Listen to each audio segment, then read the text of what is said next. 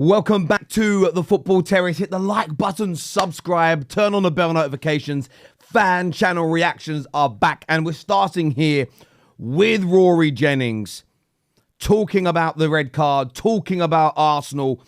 Get your comments in below. Let's see what he says. This result for Arsenal, they have lost for the first time in the Premier League this season, and the most painful thing from an Arsenal perspective is that they were the architects of their own downfall. I agree with that 100%.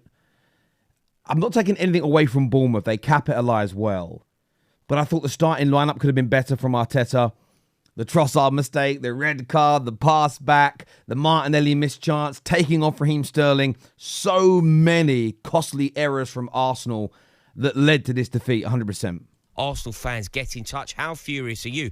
Did Mikel Arteta get it wrong? Was Mikel Arteta's in-game management all over the place? Leandro Trossard, he's done it again. He has cost his team. If you think about what Leandro Trossard did when you played Manchester City, if you think about his contribution to that game, I felt like it was unforgivable, and he has done it again. Unforgivable. Look, I understand in the moment. I understand the heat of the moment that word will get thrown about, unforgivable. But that means no matter what Trossard does, forever in the day, you're never going to forgive him. And I don't think Arsenal fans will feel that way. But he's stupid to kick the ball away against Man City. And his pass back yesterday was horrendous. He is absolutely instrumental in some huge drop points for Arsenal, which you could argue it's 5. You could argue his mistakes have cost Arsenal 5 points, which would see them clear at the top of the Premier League. When we talk about the sending off, Saliba is the player that got sent off, and I think people will naturally focus on William Saliba maybe being at fault. But he is an innocent party here. See, that's where I disagree with Rory. Saliba isn't innocent, and I do think there is a need for balance in these conversations. Trossard should be heavily blamed. Saliba doesn't need to pull the player. He really doesn't. I think two things can be right at the same time. Leandro Trossard has massively cost his team. It's idiocy, and if you are not focusing on Trossard... See, I would say that Saliba's is more idiocy. Trossard's was a mistake. I suppose you could call them both the same. You could, to be fair, reflecting on it. If you're talking about the referee, if you were talking about Saliba, if you want to talk about maybe Ben White being able to come in and cover, you are missing the point. Leandro Trossard has massively... Well, again, where I disagree here, I agree with his Trossard point. I've had a lot of comments. I've actually had comments telling me that I've been defending Arsenal. I mean, I literally created a title on my channel that said their cherry got popped. And if you don't know what that means, again, touch grass. But for me, I think you can criticise Saliba, criticise Trossard, but also have a separate compartmentalised conversation about the inconsistency of refereeing and how there are multiple examples, years of data that show that players from about the halfway line have not been sent off when they're perceived to be the last man, although that's not a protocol, or denied a clear goal-scoring opportunity. The problem is with us as football fans, we are so tribalistic and we're so agenda-driven that we find it really hard to compartmentalise conversations. Everything is all or nothing, and I don't necessarily think that's always the right way to go about it. Up next, we are going to AFTV. Let's take a look at what Robbie has had to say here. The reason why we've lost that game today is because we went down to 10 men and we keep doing it. We keep doing it. We got to cut it out, right? You know what I mean? Like last season, we didn't go down to 10 men in any game. Am I right? Yeah. In not one game did we go down to 10 men. Went 3 games already out of 8 games. We've been down to 10 men and we ain't won one of them. Robbie's right to call this out. And I know a lot of Arsenal fans don't want to hear this, but I think you've got to. That's a big talking point. I think even more so than Waneri not starting, taking off Raheem Sterling, even the mistakes from Trossard, they're all talking points that should happen. But the lack of discipline from Arsenal, 3 red cards. I understand the Rice one. You could argue it's harsh. Trossard booted the ball away on a yellow card, and Saliba's was a red card. There's no doubt about it. That has cost you, what, 7, 8 points? It's cost you a lot of points. And at the end of the season, these red cards could play a massive, massive part in why you're not champions. And I think that I'd love to hear your views on it. Not even what I think. I'd just love to hear Arsenal fans' opinions on this. Up next, let's take a listen to what Expressions has had to say Let's jump straight into it. By the way, hit the like and the share button, people, and go and subscribe to all of these content creators. Brother, I've been patiently waiting like 50 Cent, you Jamaican Easter egg, you walking Malteser, Samuel XXL Jackson, Forrest Unfit. By the way, right, what you got to understand here, listen to the first thing X said. Big up yourself, by the way, mate. I've been waiting patiently for this. You know this was Arsenal's first defeat away from home in 2024? When I make comments about people who are obsessed with Arsenal, their hatred of Arsenal is crazy. I get it from a Spurs fan's perspective, by the way. They go, nah, Terry, you're making it up. Nobody's fearful of them. Nobody hates them. Nobody respects them.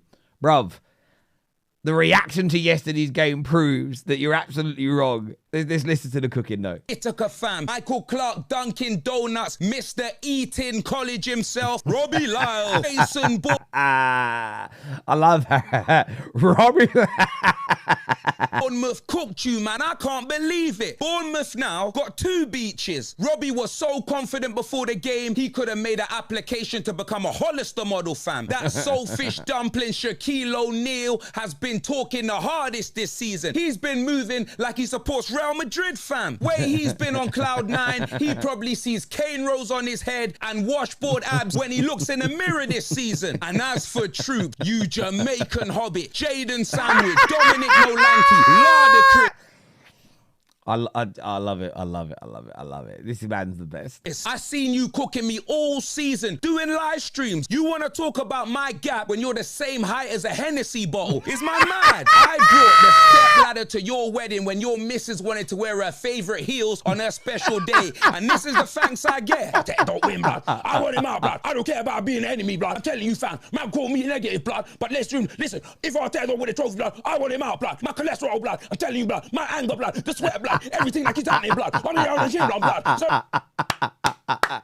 go and subscribe to X's channel right now, people, for more. I'm not going to play it all. Go and watch it. Go and watch the whole damn thing, people. Speaking of Troopz, let's see what my guy was saying here. Let's take a look. He looks very subdued right now, but let's see. We haven't missed Odegaard this whole period he's been out. Today, we saw that when you don't have Odegaard and Saka, yeah, when Saka's gone as well, we're done. We're done. Forget one-man team. We're a two-man team, bro. Do you know what? I've seen a lot of people talk about this. I'm not emotional about it. I'm not an Arsenal fan. Now, this is going to be twisted into Terry defending Arsenal. I don't know if yesterday's game is one to talk about missing Odegaard and missing Saka. You went down to 10 men. The mistake from your manager was taking off Sterling. I think you needed an attacker that could beat a man comfortably with a bit of speed, and he has that. But yesterday, I don't think is the game to focus on. Of course, you're not going to be as good in the attack without them. I think that's obvious. But the game didn't play out as normal. You went down to 10 men very early. So I don't know if you can call yourself a two-man team. Personally. Maybe I'm wrong. Let me know in the comments. Yeah, because that is our attacking threat. That is where our creativity comes from. If them man there ain't involved, we got no chance in hell, bro. Vince McMahon settings, blood. We're going down. Yeah, we are going down, bro. You get me? If you look at every key moment in this game, it was pure foolery from us, blood. Look at the goal, the first goal, the 1-0. Look at the defending on the corner, bro. My man is edge of the box, free as the bird. He can do star jumps, bro. You understand? He can all wave to his missus when she's in the box, sky box. Wave to the missus and then tuck it away, bro. I do get that, but you were a man down, and I tell you what, nobody was expecting them to play the ball to in the way they do. When someone stands on the edge of the box like that, sometimes there's like a clearance and the ball falls to them, but by then you'd feel you could rush out and close the gap. Or the ball is crossed like kind of, you know, when you play those like, not a sweeping ball, but like the ball floats to the player and they try and volley it. Again, you can get a man out in time. Nobody was expecting that brilliant set piece. You know, I always say about Arsenal, I'm like, well, surely you can learn to defend against them. But they're so innovative and creative, it's hard sometimes. And I think a lot of the credit there, again, Terry's defending Arsenal. No, I'm not. I'm praising Bournemouth. I think what they did was absolutely phenomenal.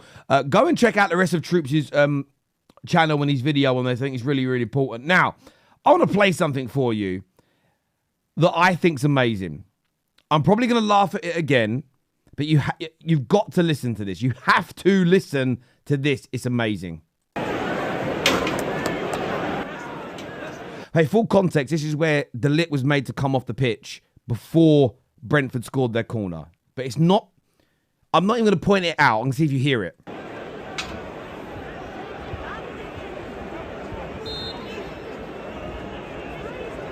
All right. You may have to look crazy.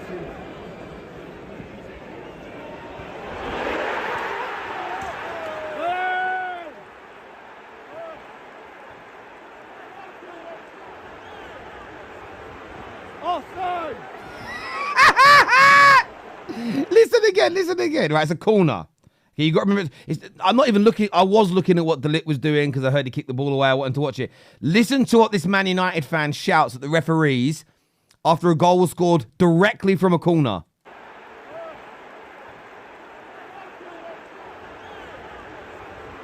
Offside!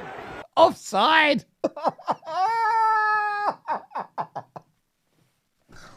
Oh my God.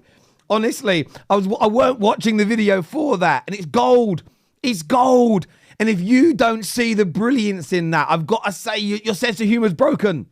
You need to go back to the shop and ask for a replacement. It's a dud.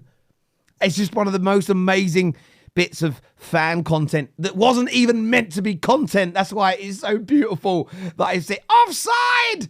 Why? Why are you shouting offside for? I do miss being at games, and I can't wait for the Glazers' plan for them to leave.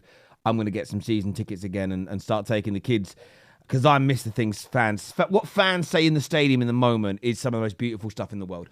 But listen, look, as ever, people, I want to thank you all for tuning in. It means a great deal to me. Leave us your comments below. Make sure you are subscribing to the Terrace. We're back later today for the City reaction, and of course, the big one, Chelsea taking on Liverpool at Anfield. Take care, goodbye, God bless, and I'll see you all again soon. Peace.